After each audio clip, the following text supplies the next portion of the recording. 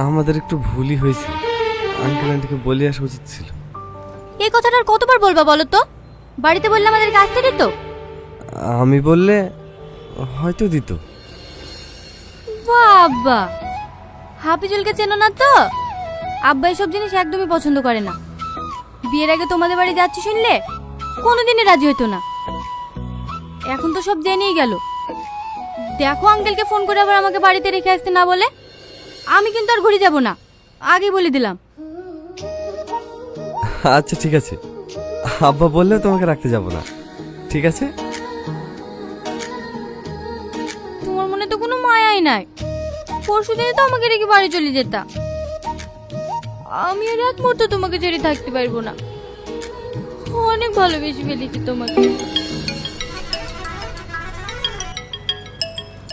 Aunty. মা, কি হলো, কেটে দিলে যে? আমি জানি কি বলবে, আমাকে রেখে আসতে বলবে। সুইচ অফ করলে কেন? সুইচ অফ করলাম বলে তোমার সমস্যা হচ্ছে? এই লাও, সুইচ অফ খুলে আঙ্কেলের সাথে কথা বলে আমাকে রেখে আসো গা। না না, আমি কি অন্য কারোর সঙ্গে এসেছি বলো তো? আমি তোমার বরের সঙ্গে এসেছি। একবার এ ফোন করছে, একবার ও ফোন করছে। আমি শুধু একটা দিন